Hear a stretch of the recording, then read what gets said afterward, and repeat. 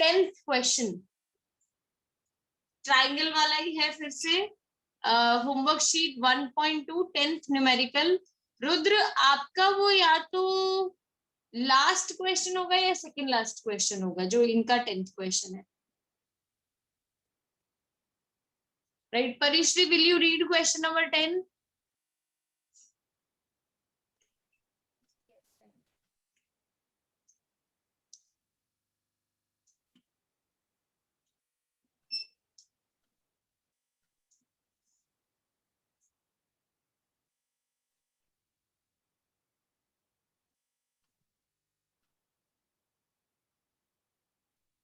Consider the charges Q and minus Q placed at the vertices of an equilateral triangle ABC respectively. What is the force on each charge? Q, Q and minus Q. There are three charges on the vertices of a triangle, right? We need to find force on individual charge. So to find force on individual charge, I need to apply principle of superposition and then parallelogram law of vector addition. Let me start with charge on A. So for A पे अगर force find करनी है अपने को, how many other charges will be exerting force here? 2. Q and minus Q. There are two charges which are exerting force on A. अगर मैं बात करूं Q की, ये इन दोनों की force on A due to B, is it a repulsive force or attractive force? Repulsive. Repulsive force. Repulsive force है तो बाहर की तरफ जा रही होगी, away from the charge. So this is force on A due to B, right? Force on A due to C, attractive की repulsive force? Attractive. So it would be towards this charge and that would be force on A due to C. अगर मैं इसका value लिखने जाऊं, force on A due to B and force on A due to C, मुझे ये value coulombs law से मिलता है। Aditya, what is force on A due to B equal to? KQ square upon L square. KC Q square upon KC Q square upon L square। लेकिन ये तो सिर्फ magnitude हुआ आदित्य, डायरेक्शन क्या होगी? आपने मेरे को AB बोला ना? हाँ, AB का डायरेक्शन होगा I कैप होगा। नहीं भाई, आई कैप कहाँ से दिख रहा है? देखो ये B से A की तरफ डायरेक्टेड है। अगर कोई फोर्स B से A जा रही हो तो this is a random direction, तो हम इसको नाम दे देंगे BA cap. I cap, J cap, K cap नहीं अभी यहाँ पे, it would be BA cap. ठीक है, next force on A due to C। Hetvi, force on A due to C is KC minus Q square. Okay, हाँ, magnitude upon L square. AC cap. AC cap, very good. We don't need to consider the sign of charges while considering the magnitude of the force. So it would be KC Q square by L square AC cap. Since both the magnitude of the forces are same, I would write here F BA cap, here F AC cap. So where F is equal to KC Q square by L square. F is equal to KC Q square by L square. यहां तक करने के बाद next step में हम बोलेंगे कि by principle of superposition,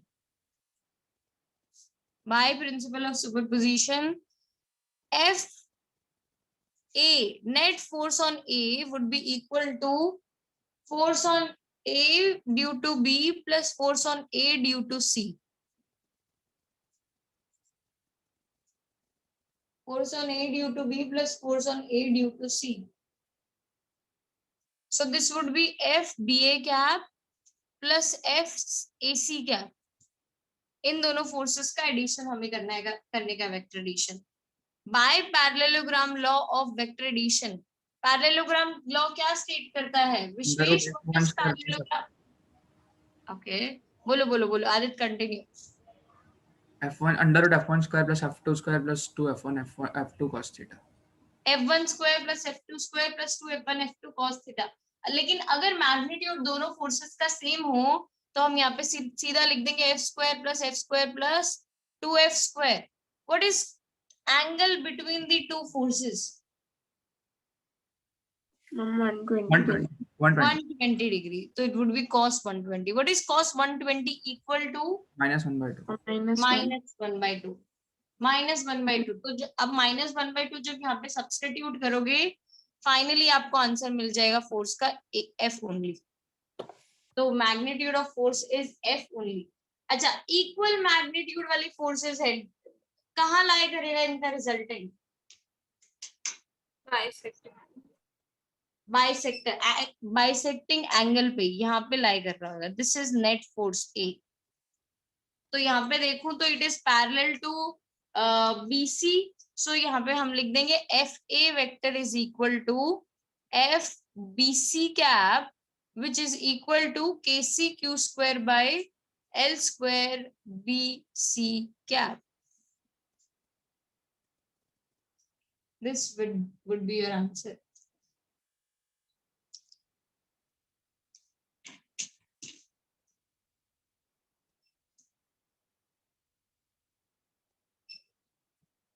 next B पे अगर मैं देखने जाऊं तो फॉर B पे how many other charges will be exerting force? फिर से टू फोर्सेस, एक इसकी वजह से एक इसकी वजह से। अगर A की वजह से देखो तो फोर्स अट्रैक्टिव होगा कि repulsive? Repulsive.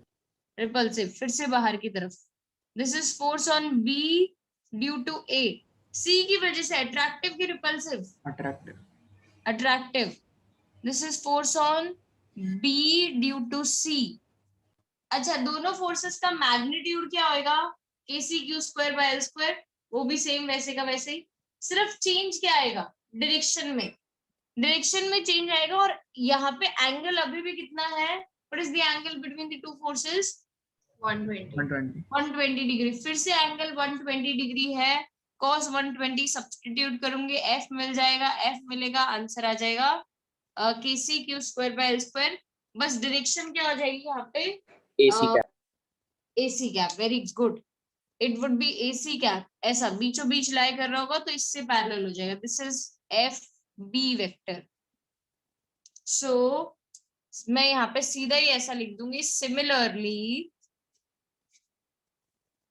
Similarly FB vector is equal to FAC cap which is equal to KCQ square by L square AC cap.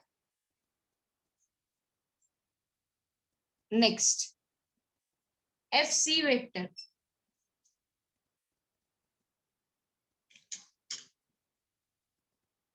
FC vector के लिए पहले मुझे बताना पड़ेगा फोर्सेस के बारे में। फोर्सेस अगेन दो चार्जेस की वजह से लग रही है दो चार्जेस की वजह से फोर्स लग रही है। दो इधर F on C due to A, attractive या रिपल्सिव? Attractive.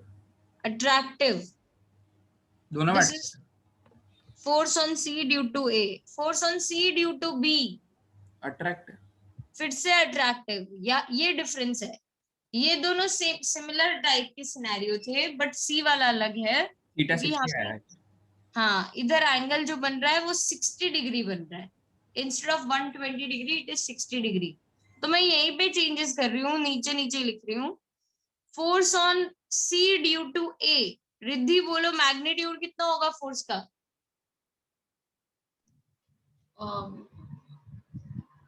एक second, it will be root 3F. Force on C due to A, KCQ square by L square. Same. हाँ, डायरेक्शन क्या होगा? AC का नो AF. Bisecting. नो, मैं किसका direction पूछ रही हूँ? फिर से force on C due to A, direction क्या होगा? CA cap. Very good. It would be C A cap. A C cap नहीं होगा, जहां से चालू होता है वहां से जाने वाला unit vector C A cap, right. तो this is equal to F C A cap. Next step, force on C due to B. Force on C due to B की बात करूं, सेम मैग्नीट्यूड, डायरेक्शन आ जाएगा C B cap, F C B cap. फिर यहाँ पे सिर्फ मेरे को क्या लिखना पड़ेगा, force on C is equal to force on C due to A plus force on C due to B, और इन दोनों का वैल्यू सब्स्टिट्यूट कर देने का है. फिर इधर cos 120 की बजाय cos 60 आ जाएगा. F C would be equal to √3f, क्योंकि cos 160 इज 1/2 नॉट -1/2, तो ये बन जाएगा √3f. तो फाइनली जब मैं इसको लिखने जाऊंगी, F C vector would be equal to √3f, which is equal to √3 kc q square by l square. Direction अगर लिखूं तो 30 degree with respect to C A cap, क्योंकि इधर भी बाइसेक्टिंग एंगल पे लाई करेगा, तो 30 degree with respect to C A cap. ये वाला F C vector. This was question number 10. Rudra clear है आपको ये? राज क्लियर है ये? Yes ma'am. गुड. मैम आगे विद करो. रिस्पेक्ट टू हम बीसी कैप भी लिख सकते हैं, क्या?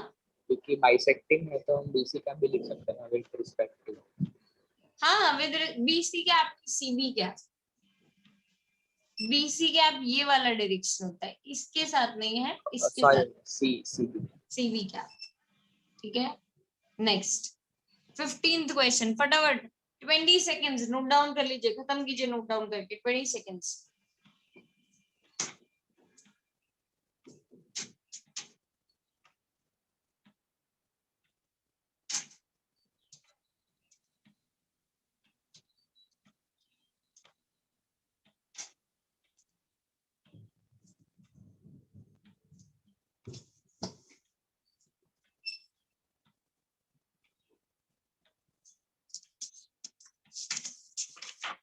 Next 15th question. Smriti please 15th question read कीजिए. नोट्स हैं आपके पास? ठीक है, 15th क्वेश्चन रीड कीजिए. 3-point charges of 2 microcoulomb, -3 microcoulomb, and -3 microcoulomb are kept at the vertices A, B, and C respectively of an equilateral triangle of side 20 centimeter. What should be the sign and magnitude of the charge to be placed at the midpoint of the side BC so that the charge at A remains in equilibrium?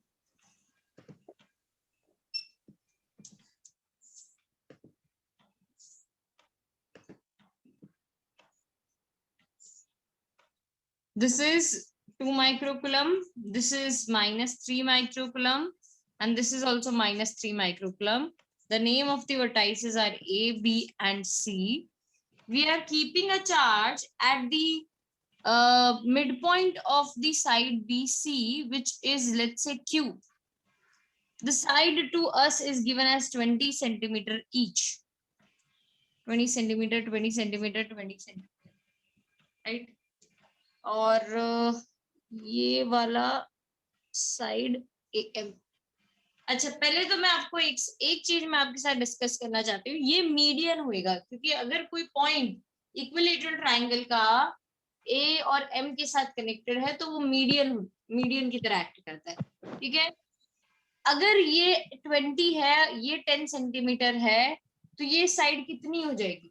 What would be the length of AM? 10√3. Ma'am, √3, 10 into 20 sin 60. 20 sin 60 भी चलेगा. 10√3/2.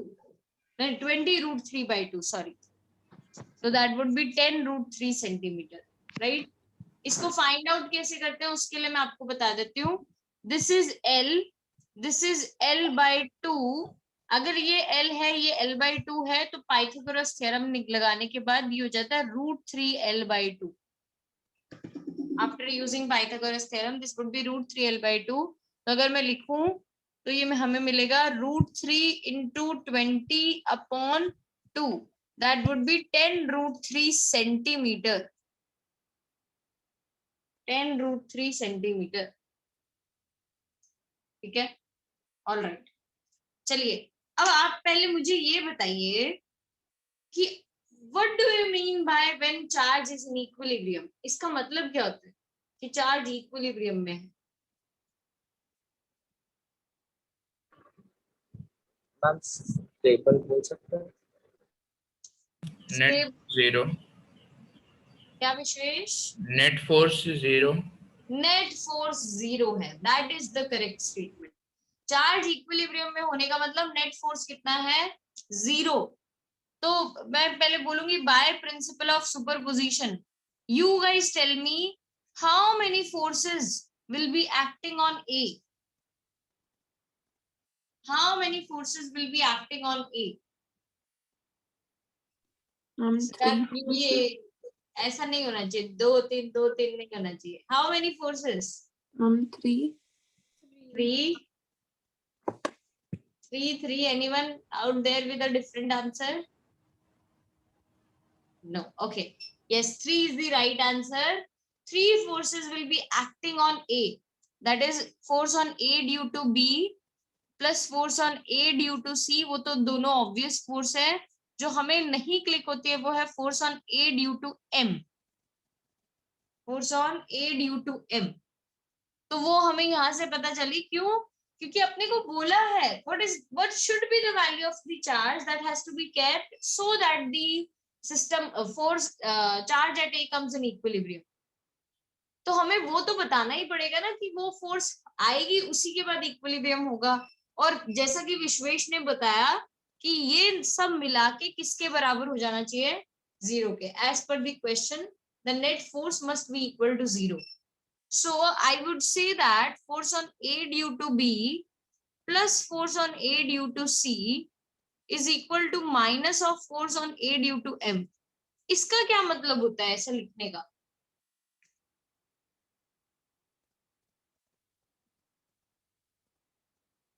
Can anyone explain me? LHS RHS मिलेगा आपसे. Resultant of FAB and AC is equal to FAM. मतलब opposite direction. Very good, very good.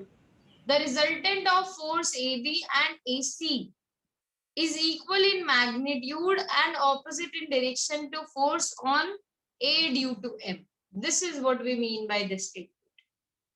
ठीक है, इस mathematical statement का मतलब है इसका रिजल्टेंट इसके इक्वल मैग्नीट्यूड का है और ऑपोजिट डायरेक्शन का है. राइट. चलो ठीक है, ये तो पता चल गया. लेकिन स्ट्रगल तो अभी भी वैसा रहा कि अपने को ये इनका पहले तो रिजल्टेंट चाहिए, फिर मुझे इसका मैग्नीट्यूड चाहिए, फिर मैं दोनों को इक्वेट कर सकती हूँ. तो I would leave it here first and मैं इसको फर्स्ट इक्वेशन बोल के चली जाऊंगी आगे. एंड मैं यहाँ पे आ गई हूँ जहां पे मेरे को चाहिए force on A due to B. What is force on A due to B? Again, coming back to Siddharth, let's say. Force on A due to B. Force on A due to B. पहले तो attractive होगा कि repulsive होगा? Ma'am attractive होगा. Attractive होगा तो इसकी तरफ लग रहा होगा. अब आपको मुझे उसका मैग्नीट्यूड बताने का है और डायरेक्शन बताने की है. मैग्नीट्यूड होगा KC 2 into 3 upon 4 upon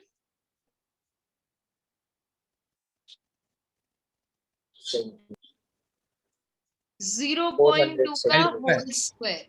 L square. 0.2 का होल स्क्वायर. क्यों 0.2 और क्यों ये 10 की पावर आई -6 -6 मैम 0. आपने 0.2 का उसको मीटर में कन्वर्ट किया इसलिए. यस. माइक्रोकूलम. उसका वो चार्ज है 10 to the power -6. ये क्यों किया? क्या रीजन है? SI Get the answer and get the SI units. SI system में चाहिए, सब कुछ SI में होना चाहिए, बिना SI सिस्टम के नहीं चलेगा। तो माइक्रो कूलम को कूलम में कन्वर्ट करने के लिए 10⁻⁻⁶ और मीटर सेंटीमीटर को मीटर में कन्वर्ट करने के लिए डिवाइड बाय 100, तो 0.2। डायरेक्शन क्या आएगा इसका, बताओ बताओ, डायरेक्शन क्या आएगा, जल्दी जल्दी जल्दी। FAB AB का AB क्या, FAB नहीं लिखा जाएगा ma'am. Okay ma'am. Next, force on A due to C। Force on A due to C attractive होगा कि रिपल्सिव? Attractive. अट्रैक्टिव, फिर से अट्रैक्टिव फोर्स आएगा। मैग्नीट्यूड कितना हो जाएगा फोर्स का, Kc 2 × 10⁻⁶, 3 × 10⁻⁶। सेम होगा ऊपर, सिर्फ डायरेक्शन चेंज। हाँ, सिर्फ डायरेक्शन चेंज होगा, डायरेक्शन आ जाएगा AC cap. Yes, good, direction would be AC cap. So since दोनों का मैग्नीट्यूड सेम है, मैं इसको बोलने लग जाऊंगी FAB कैप, इसको बोलने लग जाऊंगी FAC कैप, और नीचे लिख दूंगी where F is equal to Kc 2 × 10⁻⁶ into 3 × 10⁻⁶ upon 0.2 का whole square, right? Now, by parallelogram law of vector addition, FAB plus FAC would be equal to magnitude इसके रिजल्टेंट का would be equal to root में f² plus f² plus 2f² cos. What is the angle between the two forces? 60 degree. cos 60 जब होता है तो answer आता है √3f। और डायरेक्शन की बात करूं तो रिजल्टेंट एकदम बीचों बीच लाई करना चाहिए यहाँ पे। So this is FAB plus FAC vector. FAB plus FAC vector. So FAB plus FAC would be equal to √3f, direction आएगा AM cap, direction would be AM cap, √3f AM cap. Relax नहीं करना, अभी आधे पे पहुंचे, पूरा नहीं हुआ आधा हुआ अभी तो, राइट। ये LHS के साथ अब मैं क्लियर, जैसे सिद्धार्थ बोल रहा था ना LHS और RHS को करना है मैम बराबर हुए, तो LHS मेरा क्लियर है, ये बात सेट हो गई है। अच्छा, यहां से मैंने कंक्लूड किया था कि जो इसका डायरेक्शन होगा उससे ऑपोजिट डायरेक्शन FAM का आएगा। तो अगर इसका डायरेक्शन AM कैप है तो what would be the direction of FAM vector?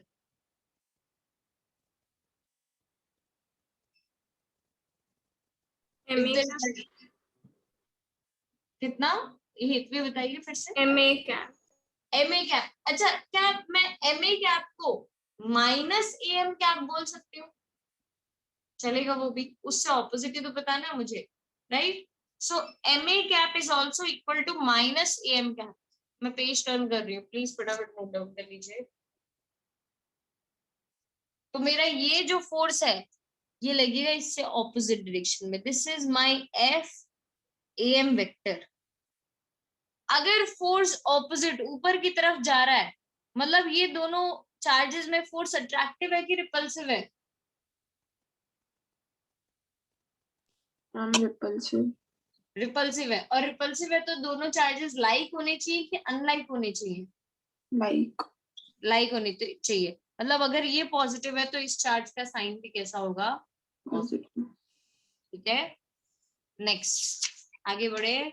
तो force on A due to M, इसके बारे में एक चीज मुझे जो क्लियर है वो है इसका direction which is -AM cap, वो मैं पहले लिख देती हूँ। मैग्नीट्यूड की बात करते हैं, तो मैग्नीट्यूड के लिए फिर से Coulomb's law, Kc 2 × 10⁻⁶ up into Q upon the distance between both of them would be 10√3 centimeter, तो it was 0.1 √3 का होल स्क्वायर, 0.1 into √3 का whole square. Substituting all the concerned values in equation number 1, all the concerned values in equation number 1.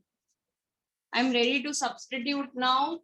So हमें मिलेगा एक side पे √3f, f की जगह मैं लिखूंगी kc इन इक्वेशन 1 लिख देती हूँ ऊपर, in equation 1 √3 kc 2 into 10 raised to minus 6 3 into 10 raised to minus 6 am cap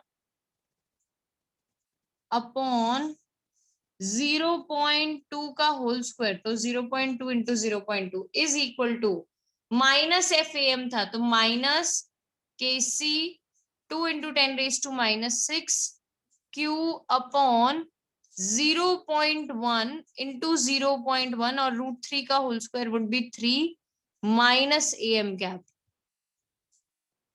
ऐसा आ गया हमारा पूरा सब्स्टिट्यूट करने के बाद this is what we are getting. Now तबाही मचने का टाइम आ गया है. अब देखेंगे तो KC से KC cancel, 10 raised to minus 6 10 raised to minus 6 2 से 2 कैंसिल, AM कैप से AM cap cancel, minus minus plus, point से पॉइंट कैंसिल, एक पॉइंट से एक पॉइंट और कैंसिल. बचा क्या?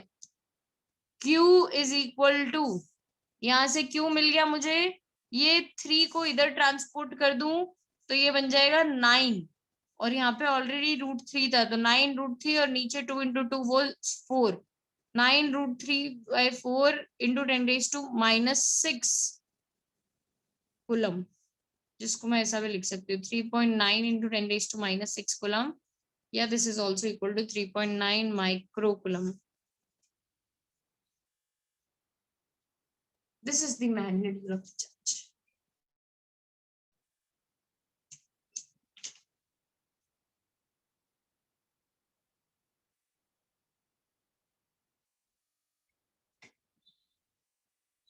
बोलिए कोई कंफ्यूजन इसमें किसको?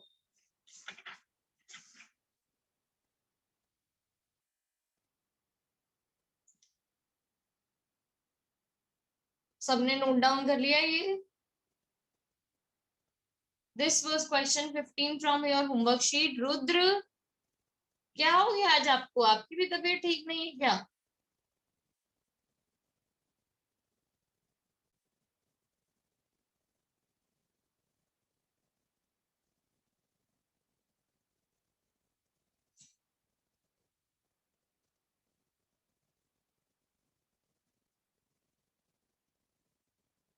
एक कोई लेफ्ट हो गया. सिद्धार्थ चला गया. आज मुझे लगता है सिद्धार्थ का नेट अच्छा नहीं चल रहा है. चलो कोई कंफ्यूजन नहीं है तो मैं आगे बढ़ूं. This completes my homework sheet 1.2. बाकी क्वेश्चंस आपको होमवर्क में करके लेकर आने हैं, इसके अलावा के सारे. अगर आपको कोई डाउट हो तो आप बाद में पूछ सकते हैं. 1 सेकेंड ना, मैं आप लोगों के सामने नोट्स रख दूं.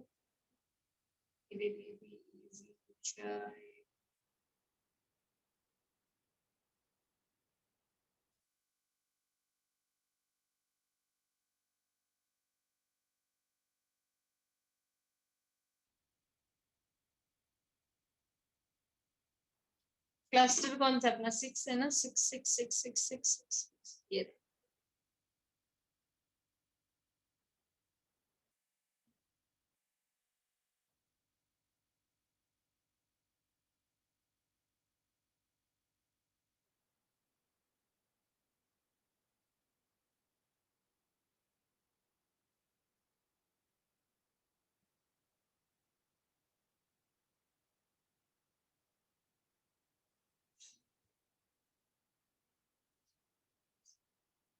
देखिए हमने सेशन 2 में ये वाले क्वेश्चंस अटेम्प्ट कर दिए. शायद मैंने आपको लास्ट टाइम करवाए थे जो थे 7 8 9 10 and 15. इतने क्वेश्चंस हमने होमवर्क शीट में से कर लिए.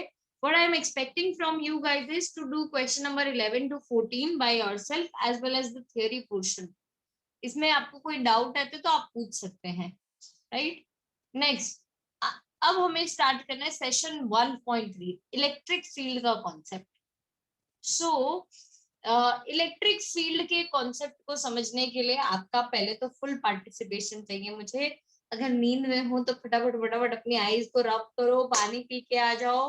आई am giving you a minute to get ready for it, because next 45 minutes मेरे लिए बहुत क्रूशियल है इलेक्ट्रिक फील्ड का कॉन्सेप्ट सीखने के लिए, राइट? तो 1 मिनट है आप लोगों के पास, फटाफट फटाफट ये खत्म करके आओ. जाओ, let's start again. Session 1.3 concept of electric field. अब इलेक्ट्रिक फील्ड का कॉन्सेप्ट समझने के लिए आपको पहले तो कॉन्टैक्ट फोर्सेस और नॉन कॉन्टैक्ट फोर्सेस मालूम होने चाहिए. तो let me give you a brief introduction about contact force. हमने ऐसी फोर्सेस स्टडी की हुई है हमारे सिलेबस में जो तभी एक्ट करती है जब दो ऑब्जेक्ट्स डायरेक्ट कांटेक्ट में, फिजिकल कांटेक्ट में हो एक दूसरे के साथ. Can you name one such force? Tension. Friction. Friction is one such force. Okay, then Tension. tension is another force. फिर Normal. viscous, Normal. normal reaction is another force. Viscous drag, फिर normal reaction. इतनी सारी forces हमने अपने 11th में study की हुई है जो तभी एक्ट करती है जब दो ऑब्जेक्ट्स एक दूसरे के साथ डायरेक्ट फिजिकल कांटेक्ट में हो, राइट? दूसरी टाइप की फोर्सेस होती है non contact forces. Non contact forces, इसको हम एक ऐसा भी बोलते हैं action at a distance force. 11th के बेसिस पे can you name one non contact force that you have studied? Gravity. Magnetic. Gravitational force. फिर इसके बाद magnetic force, Electrostatics. Electrostatic force, जो अब इस साल हम सीख रहे हैं और हमारा मेन कंसर्न जिसके साथ है.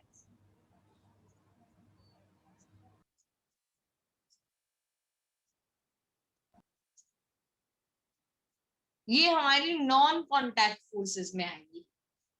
अब अगर ये नॉन कॉन्टैक्ट फोर्स है तो मतलब इसके लिए ऐसा नहीं कि कोई चार्ज होएगा फिर दूसरा चार्ज होगा, जब तक चार्ज इसको जाके टच नहीं करेगा तब तक उस पर फोर्स लगेगा. नहीं, दूर से लग रहा होगा, without anything that is seen to us, वो फोर्स लग रहा होगा, वहां पे एक्ट कर रहा होगा, राइट?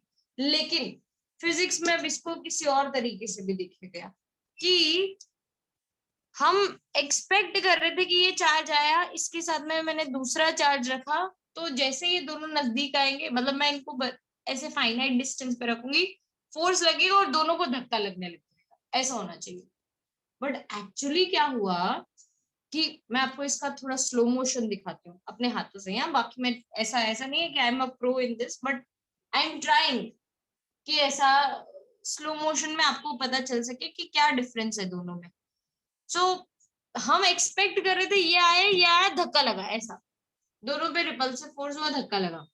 बट एक्चुअली हुआ क्या, ये आया, फिर ये आया, फिर थोड़ी देर बाद इसको धक्का लगने लगा, इसको रिपल्सिव फोर्स फील हुई थोड़ी देर बाद. तो स्लो मोशन में देखो तो वो ऐसा थोड़ा टाइम लग रहा है, जैसे किसी को चाटा पड़ता है स्लो मोशन में दिखाते ना, पूरा ऐसे गाल हिलता हुआ, पूरा ऐसे चीख हिलता हुआ.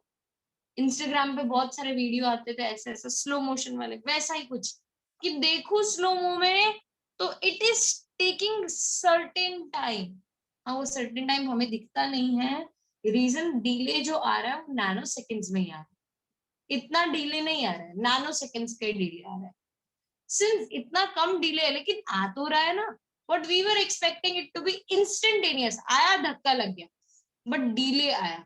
मतलब इसका मतलब ये है कि यहाँ पे इन दोनों के बीच में कोई ऐसी एक क्वांटिटी है जो इस चार्ज से चल के आ रही है, इधर तक पहुंच रही है और फिर इसको धक्का दे रही है. वो फिजिकल क्वांटिटी कौन सी है? हमारी electric field. Since it travels with the speed of light in vacuum, इस स्पीड के साथ वो ट्रैवल कर रही है, तो डिले हमें नैनो सेकेंड्स पे मिल रहा है. अगर वो कोई धीरे स्पीड के साथ ट्रैवल कर रही थी तो हमें डिले ज्यादा मिलता. लेकिन लाइट की स्पीड के साथ ट्रैवल कर रही है तो कहाँ डिले मिलेगा अपने को? Electric field are like invisible tentacles, ये मैंने शायद पहले भी क्लास में बोला हुआ है।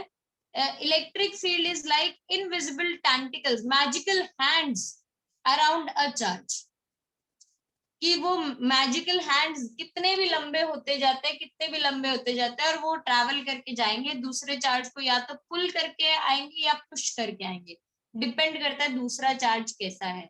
अनलाइक होगा तो पुल करके लाएंगे, और लाइक हो गए तो पुश करके आएंगे।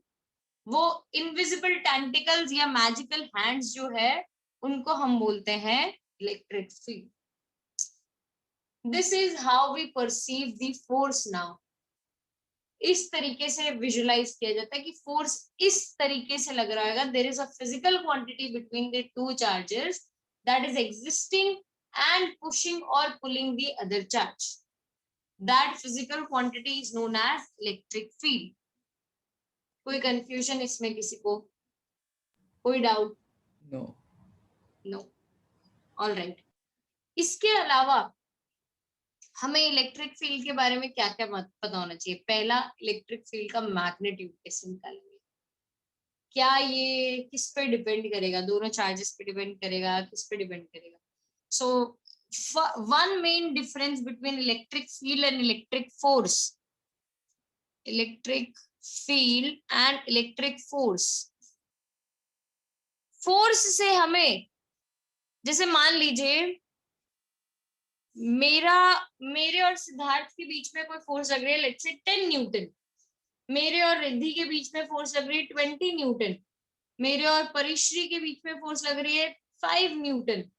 तो आप मेरे इंडिविजुअल चार्ज की वैल्यू के बारे में बता सकते हो क्या? Can you comment on my value of charge?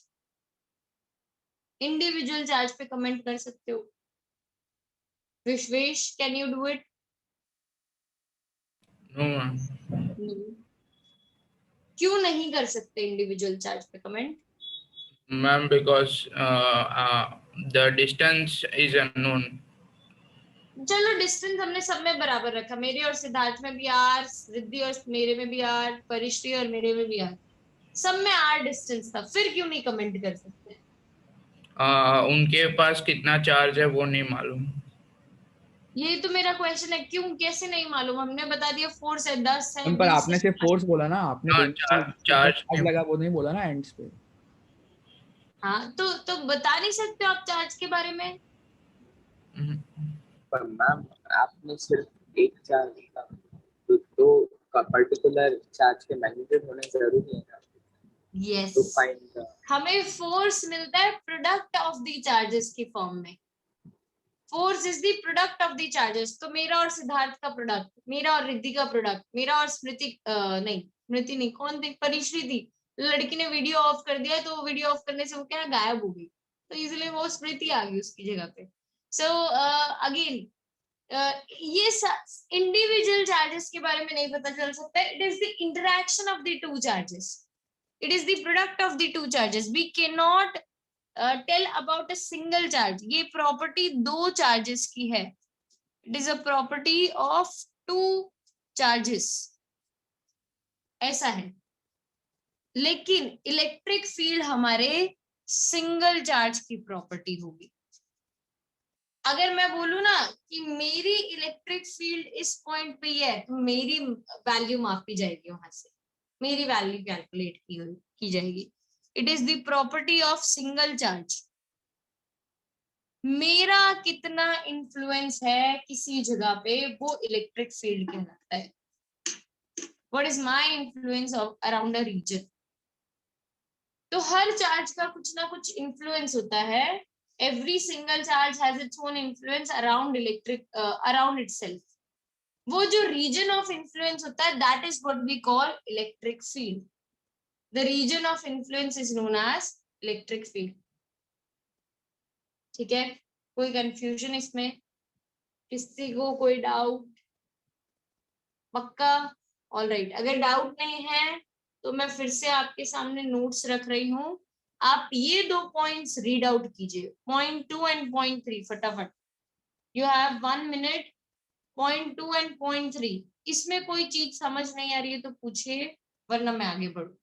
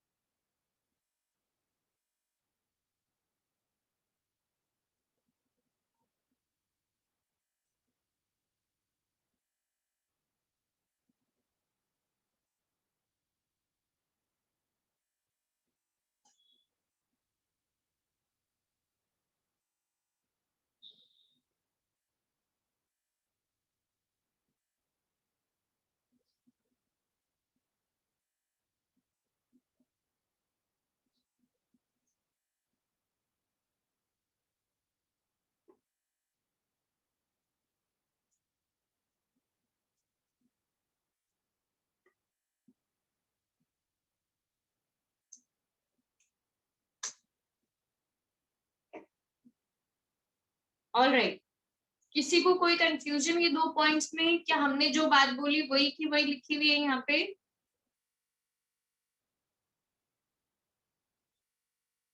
वही है? कोई डाउट इसमें किसी को?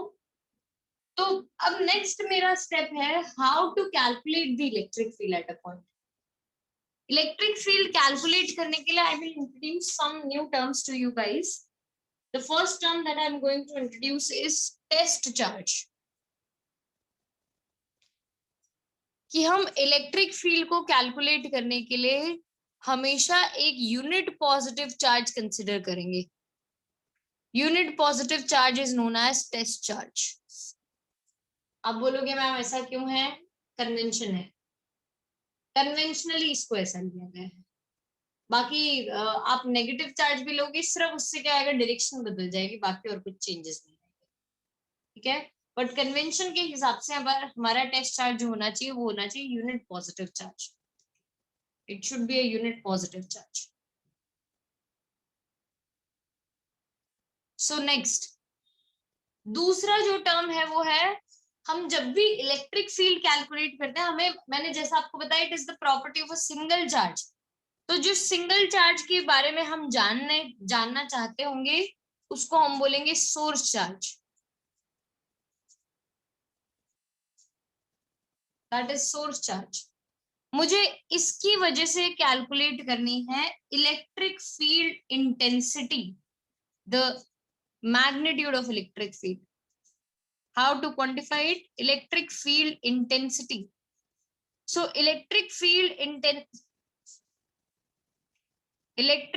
intensity of a source charge at a point. Electric field intensity of a source charge at a point is given by force experienced by test charge at that point. Force experienced by test charge at that point. ऐसा भी बोल सकते हो, force experienced by a unit positive charge at that point. So लिखा कैसे जाएगा?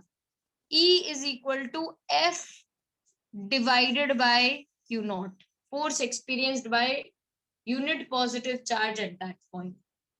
E is equal to F divided by Q naught. फिर से डेफिनेशन रिपीट करती हूँ। Electric field intensity of the source charge is defined as, electric field intensity of the source charge is defined as force experienced by a unit positive charge at that point. Force experienced by unit positive charge at that point. क्या ये value of force जो होता है वो constant होता है कि variable होता है?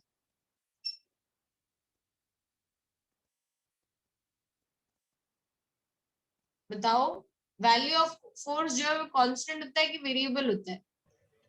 आई थिंक वेरिएबल होगा, क्योंकि लाइक जैसे चार्ज से दूर जाते जाते हो तो लाइक फोर्स कम होता जाएगा। तो अगर फोर्स वेरिएबल है तो क्या इलेक्ट्रिक फील्ड कांस्टेंट होगा कि वेरिएबल होगा? वेरिएबल। वेरिएबल होगा, यस।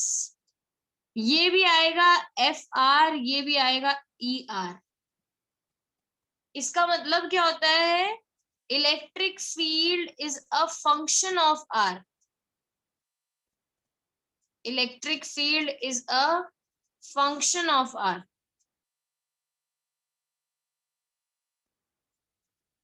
फंक्शन ऑफ R होने का मतलब ये है कि इट डिपेंड्स ऑन R। जैसे जैसे इलेक्ट्रिक फील्ड, जैसे जैसे डिस्टेंस बदलता जाएगा सोर्स चार्ज से, वैसे वैसे इलेक्ट्रिक फील्ड का वैल्यू भी बदलता जाएगा। ठीक है, वन थिंग, ये तो एक हो गया। दूसरा, हम इस फॉर्मूला को चलते चलते ऐसा भी लिखते हैं, जब हम इसका डेफिनेशन दे रहे होते, एक्सप्लेन कर रहे होते, तो हम इसको ऐसा भी लिखते हैं, limit Q not tending to 0 F divided by Q not. अब जो मैथ स्टूडेंट है वो ये मेरे को बता सकते हैं, ये लिमिट का मतलब क्या होता है? What do we mean by this limit? क्या इसका मतलब ये है? डेरिवेटिव्स वाला जो था। हाँ, क्या इसका ये मतलब है कि चार्ज 0 है? नहीं, उसका मतलब है कि charge is very close to 0। Charge is not equal to 0. Infinitesimally small. Infinity नहीं होगा, नहीं नहीं नहीं, दैट्स अरे नहीं, उतना छोटा, like infinite I mean, tends to be 0, but it's not हाँ, 0. Tends to be 0। It's very very very small. Yes, perfect, वही चाहती थी मैं, कोई ये बोलते it is very small. So charge इतना छोटा है, क्यों छोटा ले रहे हैं हम जी? ये कौन सा चार्ज है हमारा? सोर्स चार्ज है, टेस्ट चार्ज है? बोलो, सोर्स चार्ज है कि टेस्ट चार्ज है? Test. Test charge, right. ये हम छोटा क्यों ले रहे हैं? मान लो मैं एक टक्कर के चार्जेस लेकर आऊं, एक साइड है, टक्कर के लोग कौन कौन लगते हैं मेरे को? सिद्धार्थ है एक साइड, और एक साइड लगता है राज है। चलो, सिद्धार्थ और राज, ये दोनों को लेकर आऊं, किसी फाइटिंग में डाला तो दोनों एक दूसरे को धक्का देंगे, अरे पुश, राइट। लेकिन सिद्धार्थ के सामने मैं हूं, पिद्दू सी, राइट। अब सिद्धार्थ आएगा, मैं जाके धक्का देने की कोशिश भी करूंगी तो negligible effect, no effect, right? You guys might not have seen me, I am very small person, I'm a tiny little person, right? So वो ये चार्ज भी वैसा ही है, मेरा टेस्ट चार्ज इतना पिद्दू सा है, इतना छोटा है, such that it won't affect the location of the source charge। वरना क्या होएगा कि मैं बराबर का अगर चार्ज इसके सामने लेकर आऊं इसकी इलेक्ट्रिक फील्ड कैलकुलेट करने के लिए, तो ऐसा होएगा कि ये आया, दूसरा चार्ज आया, दोनों ही एक दूसरे को धक्का देके अलग हो गए। अगर दोनों ही अपनी पोजीशन से चल जाएंगे तो मैं इलेक्ट्रिक फील्ड कैसे कैलकुलेट करूंगी? Because electric field is a function of R. वो अपनी लोकेशन ही छोड़ के चला गया, how will I calculate electric field? तो उसके लिए हम क्या करते हैं, हम अपना टेस्ट चार्ज को इतना छोटा करते हैं, Q not is so small such that it won't affect the location of the source charge।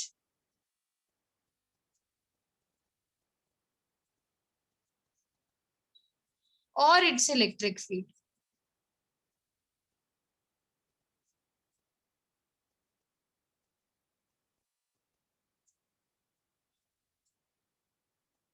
Q naught is so small that it won't affect the location of the source charge or its electric field। कोई confusion इसमें किसी को? रिद्धि, मन में कोई doubt? नहीं? हितवी? No? परिश्री, स्मृति, तनीषा?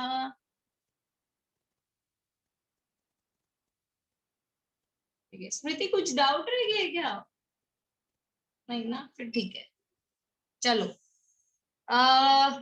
अगर doubt नहीं है तो आगे बढ़ते हैं। ये हमने इलेक्ट्रिक फील्ड का मैग्नीट्यूड कैलकुलेट करना सीखा। अच्छा, क्या लगता है इलेक्ट्रिक फील्ड स्केलर क्वांटिटी है कि वेक्टर क्वांटिटी है?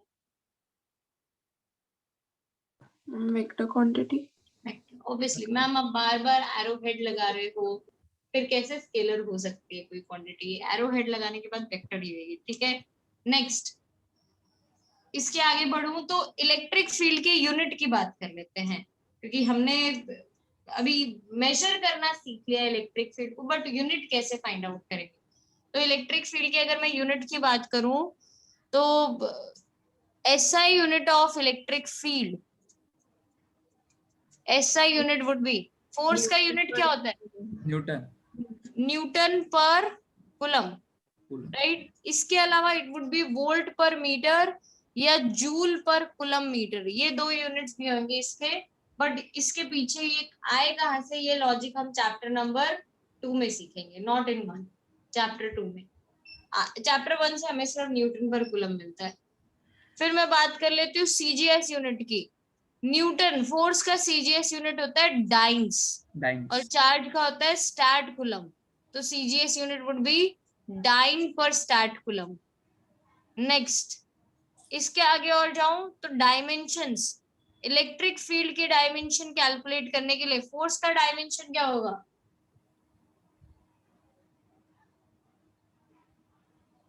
बोलो, फोर्स का m डायमेंशन to the बोलो बोलो। power 1, L to the power 1, T to the power -2. MLT raised to -2। Charge का dimension I 80, very good.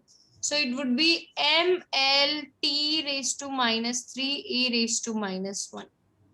Ma'am एक ही जगह I भी लिख सकते हैं ना? आई यार बोर्ड पे नहीं अलाउड है, बाकी कॉम्पिटिटिव में चलता है पर बोर्ड में अलाउड नहीं।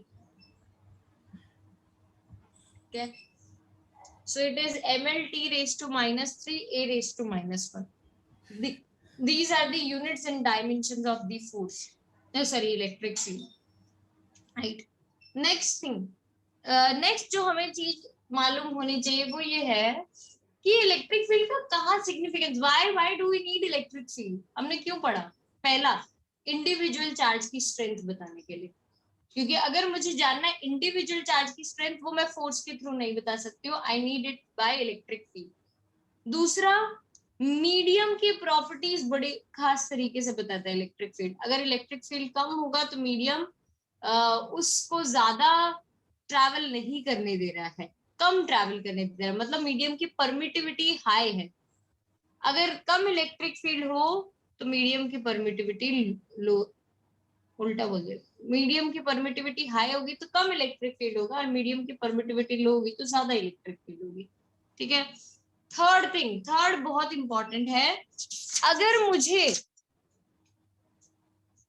मुझे कोई बता देना कि यहाँ पे मैंने इस पॉइंट पे मेरी इलेक्ट्रिक फील्ड E है, और मैं बोल रही हूँ कि यहाँ पे इस पॉइंट पे एक चार्ज और रख रखा है मैंने small q, find the force on this charge, find the force on this charge, QE. Q into E. Force on this charge would be equal to Q into E. E electric field, charge का value Q। अच्छा, लोगों के मन में सवाल है, ma'am ये test charge है? नहीं, it is not test charge, it is any charge. ये इलेक्ट्रिक फील्ड इस खुद की चार्ज की है? नहीं, ये किसी और चार्ज की इलेक्ट्रिक फील्ड है। एक चार्ज खुद की इलेक्ट्रिक फील्ड की वजह से खुद पे फोर्स नहीं लगा सकता। A charge can not exert force on itself. आप खुद को लाफा लगाते हो? कभी लगाया है? नहीं ना, वही वाला सिनेरियो है, चार्ज खुद पे फोर्स नहीं लगा सकता है। तो इलेक्ट्रिक फील्ड किसी और की होगी, चार्ज खुद का लिया जाएगा। This is how we can calculate force on force on charge. तो क्या मुझे यहाँ पे दोनों चार्जेस के बीच का डिस्टेंस मालूम था? हाँ Parishree, do I know the distance between the two charges? No.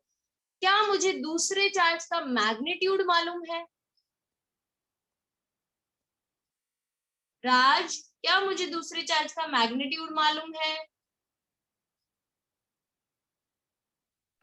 हाँ मैम मालूम है। दूसरे चार्ज का? मैम दूसरे चार्ज का नहीं मालूम। इसी का मालूम है ना। तो एक्चुअली फोर्स का फॉर्मूला क्या था? Kc q1 q2 by r²। Without knowing the magnitude of the other charge, without knowing the distance between the two charges, I have calculated force. So electric field acts, this is a very major role of electric field. It plays an intermediary role between force and charge. It plays an intermediary role between force and charge. इसके अलावा अगर मुझे मेरा source charge मुझे given है, source charge is positive plus Q, और दूसरी side में ले लेती हूँ source charge is negative minus Q, तो मुझे बताना होता है कि ये प्लस क्यू और माइनस क्यू की वजह से डायरेक्शन क्या होगा इलेक्ट्रिक फील्ड का। तो वो बताने के लिए consider a test charge. Hitvi, what is a test charge? Unit positive charge. Test charge is a unit positive charge. तो ये भी पॉजिटिव, ये भी पॉजिटिव, रिपेल करेंगे अट्रैक्ट करेंगे, बताओ? रिपेल करेंगे। रिपल्जन में force away from the charge लगती है कि टुवर्ड्स दी चार्ज लगती है?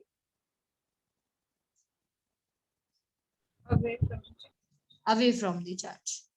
सो जिस डायरेक्शन में फोर्स लग रहा होगा उसी डायरेक्शन में इलेक्ट्रिक फील्ड होगी। मैं इस टेस्ट चार्ज को कहीं पे भी रख दूं, ये फोर्स जो है वो मुझे मालूम है कि बाहर की तरफ ही लगने वाला है, अवे फ्रॉम दी चार्ज ही लगने वाला है। तो पॉजिटिव चार्ज की वजह से electric field is directed radially outwards. Positive charge की वजह से electric field is directed radially outwards. Negative की बात कर लेते हैं। फिर से मैंने टेस्ट चार्ज रखा, अट्रैक्ट करेंगे कि रिपेल करेंगे?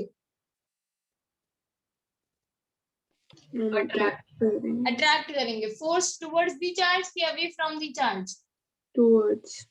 तो अगर फोर्स टुवर्ड्स तो इलेक्ट्रिक फील्ड कहाँ लगेगी?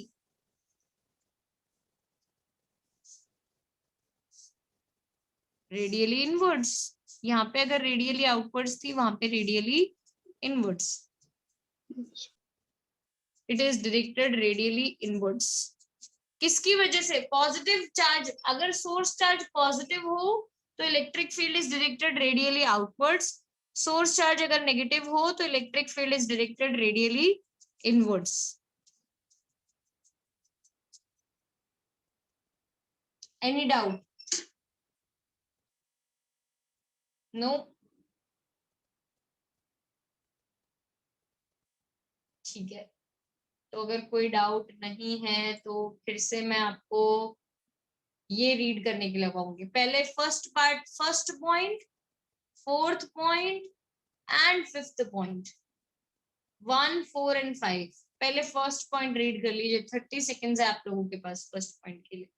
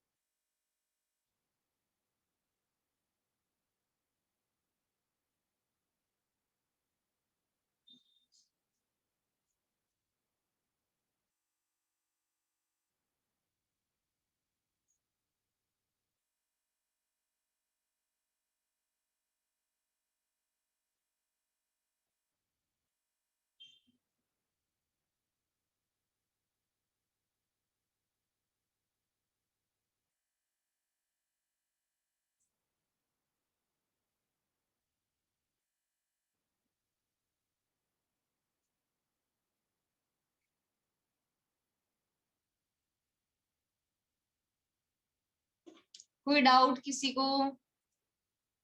नहीं, इजी है, समझ आ सकता है, पॉसिबल, राइट। मैं लास्ट में जाते जाते एक आपको बात बोलूंगी, हो सकता है कंफ्यूजिंग लगे, अभी मैं इसलिए नहीं बता रही हूँ क्योंकि जो मैंने समझाया फिर आपको ऐसा होएगा कि कंफ्यूजन हो गया मैम, समझ नहीं आया, तो वो मैं जाते जाते बताऊंगी। मीनवाइल हम ये 3 पॉइंट और है वो खत्म कर देते हैं फटाफट। Electric field due to point charge, फिर principle of superposition, neutral point, बहुत इजी है, बहुत कम टाइम लगेगा बताने में। Electric field due to point charge तो एक्चुअली हम सीख भी चुके हैं, लेकिन फिर भी चलो डिराइव भी कर लेते हैं। मेरे पास एक प्लस क्यू चार्ज है, ये क्यू नॉट चार्ज है, इन दोनों के बीच का डिस्टेंस है आर, मुझे इसकी वजह से इलेक्ट्रिक फील्ड निकालनी है। अच्छा, टेल मी समथिंग, सिर्फ इसी चार्ज की इलेक्ट्रिक फील्ड होगी कि इसकी भी इलेक्ट्रिक फील्ड एग्जिस्ट कर रही होगी? क्यू की इलेक्ट्रिक फील्ड होगी कि क्यू नॉट की इलेक्ट्रिक फील्ड होगी?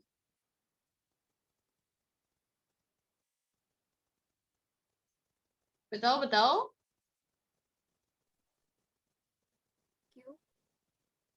क्यू की होगी, ओके, क्यू नॉट की नहीं होगी electric field. Electric field I think दोनों की होगी। दोनों की होती है, हर चार्ज के इन्फ्लुएंस तो होगा ना, हर चार्ज का कुछ ना कुछ इन्फ्लुएंस होगा, किसी का स्ट्रॉन्ग होगा, किसी का वीक होएगा, सिद्धार्थ का स्ट्रॉन्ग, लीनारिटी का वीक, भूल गए? इलेक्ट्रिक फील्ड दोनों की होगी बट इन्फ्लुएंस दोनों का अलग अलग होगा, वीक होगा, स्ट्रॉन्ग होगा, ठीक है? ठीक है, दोनों चार्जेस की इलेक्ट्रिक फील्ड है, बट मेरे को नहीं कैलकुलेट करनी है, I am only interested in knowing the electric field of this charge plus Q, ठीक है? सो अगर मुझे इसी की इलेक्ट्रिक फील्ड निकालनी है तो पहले मुझे चाहिए force between the two charges. What is force between the two charges? Magnitude ही चाहिए, डायरेक्शन में भी अभी इंटरेस्टेड नहीं, magnitude. What is force between the two charges? ये तो बताना चाहिए यार, ये नहीं बताओ तो दुख होएगा मुझे। बोल दो, कोई भी बोल सकता है। Q plus Q into Q naught by R square. Incomplete. KC. KC. ये लड़की हमेशा केसी भूल जाती है। KC Q naught by R square, ठीक है? इलेक्ट्रिक फील्ड कैलकुलेट करने के लिए मुझे बोला गया उस पॉइंट फोर्स पर यूनिट चार्ज कर दो, तो KC Q naught by R square divided by Q naught cancel, E R is equal to KC Q by R square. This is electric field due to a point charge. Since it is a vector quantity, यहाँ पे भी हम sign of charges नहीं consider करते हैं, sign का significance मुझे उसके डायरेक्शन में दिख जाता है। अगर पॉजिटिव चार्ज होगा तो इलेक्ट्रिक फील्ड इज डायरेक्टेड, बोलो बोलो, पॉजिटिव चार्ज हो तो electric field is directed Radially outwards. Negative हो तो directed Radially inwards. Radially inwards. वो वहां से अपने को सिग्निफिकेंस पता चल जाता है। What is the magnitude of electric field due to a point charge? It is kc q by r square। तो देयर आर 3 फैक्टर्स जिस पे इलेक्ट्रिक फील्ड डिपेंड कर रही है। फॉर्मूला देख के बताओ, what are those 3 factors? KC charge and distance. Magnitude of the source charge, इसको ऐसे ही बोलेंगे, सही बात, सही बोला आपने Hitvi, magnitude of the source charge that is q, फिर distance from the source charge, distance from the source charge, and third is nature of medium, permittivity जिसको हम बोलते हैं, क्योंकि केसी को तो हम ऐसा भी लिख सकते हैं ना 1/4 pi epsilon naught, तो it depends on nature of medium, तो it depends on 3 factors। अच्छा, एक और चीज, पहले तो यहाँ पे E वर्सेस R का ग्राफ कैसा होगा, किस शेप का? E वर्सेस R का ग्राफ किस शेप का होगा? Hyperbola. हाइपरबोला, रेक्टेंगुलर हाइपरबोला, जैसा फोर्स का था वैसा ही। Reason, electric field is inversely proportional to square of distance, ठीक है?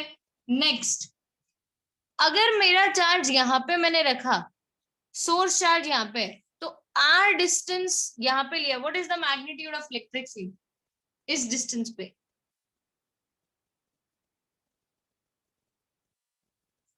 ये मेरा सोर्स चार्ज है which is a point charge, R distance पे मुझे इलेक्ट्रिक फील्ड बतानी है। बोलो what is the magnitude of electric field? Siddharth, what is the magnitude of electric field? No idea? Aditya, what is the magnitude of electric field? Riddhi, आपको आता तो आप बोल दो यार, टाइम बचेगा मेरा भी। KC Q by R square. अब भी डिराइव करवाया, electric field due to point charge is KC Q by R square, ठीक है। ये आर डिस्टेंस लिया, what is the magnitude of electric field?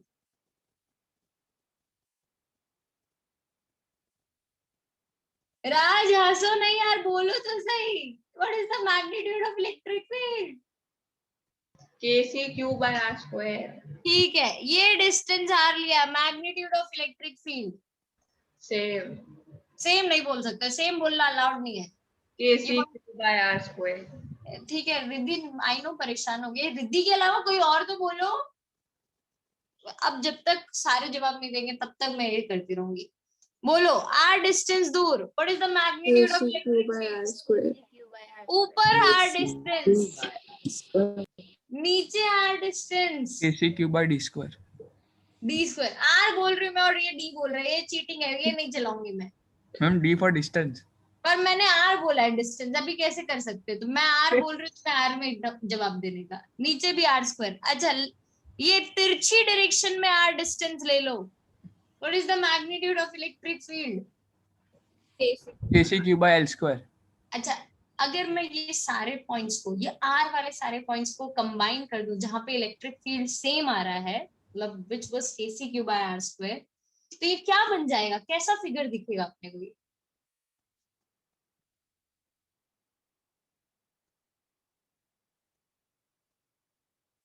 Spherical, क्योंकि कोई भी डायरेक्शन में क्या मेरा इलेक्ट्रिक फील्ड डिपेंड कर रहा है कि मैंने आर किस डायरेक्शन में लिया उसके हिसाब से चेंज हो रहा है? नहीं। आप इमेजिन करो एक स्फीयर, स्फीयर के सेंटर पे मैंने चार्ज रख दिया Q। अगर स्फीयर के सेंटर पे चार्ज रखा है Q, तो उसके अराउंड जितने भी पॉइंट है स्फीयर के, वो वहां पे सब जगह पे आर डिस्टेंस दूर इलेक्ट्रिक फील्ड लग रहा है KC Q by R square. अगर ऐसा हो रहा है, irrespective of the direction in which you are taking the distance, the magnitude of electric field is coming out to be the same. That means electric field is spherically symmetric in nature. Electric field is spherically symmetric in nature. आपको ऐसा statement लिख के दे रखा होगा कि electric field due to a point charge is spherically symmetric, तब मन में सवाल आएगा कि स्फेरिकली सिमेट्रिक का मतलब क्या होता है? तो स्फेरिकली सिमेट्रिक का मतलब ये है कि एक सोर्स चार्ज से मैं किसी भी डायरेक्शन में डिस्टेंस r कंसीडर कर लूं, इलेक्ट्रिक फील्ड का magnitude is going to remain same and it is going to be KC Q by R square.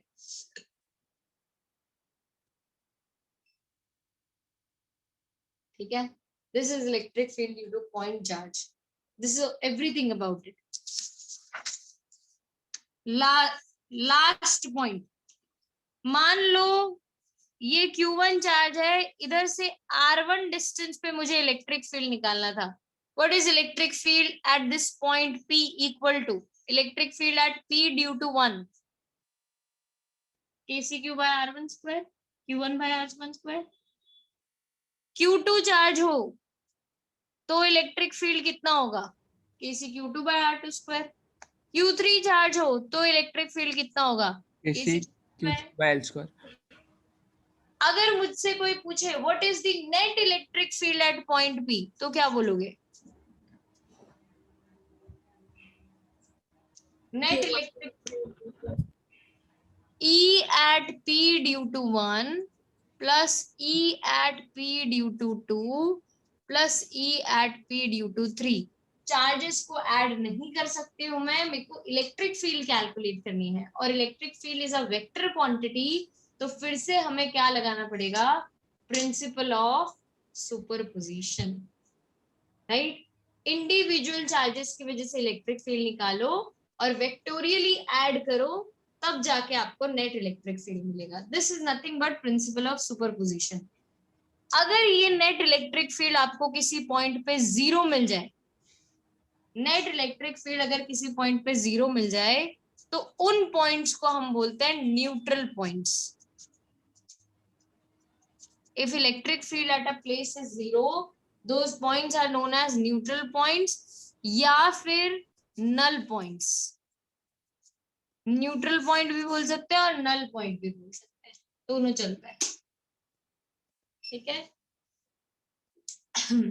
अगर ये पॉजिटिव चार्ज है और इसी के साथ मैंने एक और पॉजिटिव चार्ज ले रखा है, तो याद रखना न्यूट्रल पॉइंट हमेशा इसी लाइन पे, लाइन जॉइनिंग दी टू चार्जेस पे, between the two charges act कर रहा होगा. अगर लाइक चार्जेस हो तो माइनस क्यू हो तो भी इन्हीं के बीच में कहीं पे आएगा. So for like charges neutral point lies between the two charges. but अगर charges unlike है, प्लस क्यू माइनस क्यू ऐसे unlike charges हैं, तो neutral point हमेशा outside the two charges होगा. और unlike charges neutral point would be outside the two charges. और neutral point हमेशा क्लोज, स्मॉलर चार्ज के क्लोज होता है. It is close to the smaller charge. Smaller charge मतलब जिसका चार्ज का मैग्नीट्यूड छोटा हो. व्हाट इफ दोनों का मैग्नीट्यूड बराबर हो तो? सेंटर में होगा. एकदम बीचों बीच. इस केस में एकदम बीचों बीच. ठीक है. यहाँ पे बीचों बीच नहीं हो सकता, यहाँ पे तो किसी एक से दूर होगा ही होगा. but it would be closer to the smaller charge magnitude wise, not direction wise. मतलब जैसा ये मान लो ये +2q है और ये -q है, तो न्यूट्रल पॉइंट इस साइड पे आएगा, राइट साइड पे. बट अगर रिवर्स केस होता, ये +q होता और यहाँ पे -2q होता, तो न्यूट्रल पॉइंट लेफ्ट साइड पे आता. ठीक है.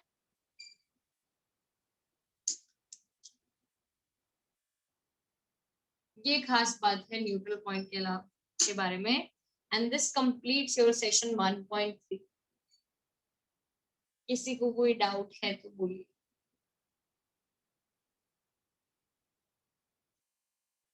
एनीवन? तो आज का आपका होमवर्क जो है वो है होमवर्क शीट 1.2 पूरी की पूरी. 1.3 के थ्योरी के क्वेश्चंस आपको करके लेकर आने के हैं. क्वेश्चन नंबर 1 to 7, 7 क्वेश्चन है 1.2 में. 7 क्वेश्चन करके लेकर आने के हैं. वो 7 में अगर आपको डाउट होगा तो मैं क्लास में करवाऊंगी, वरना आई वुड अज्यूम कि ये आपको आते हैं, फिर मैं सीधा न्यूमेरिकल करवा लूंगी. ठीक है.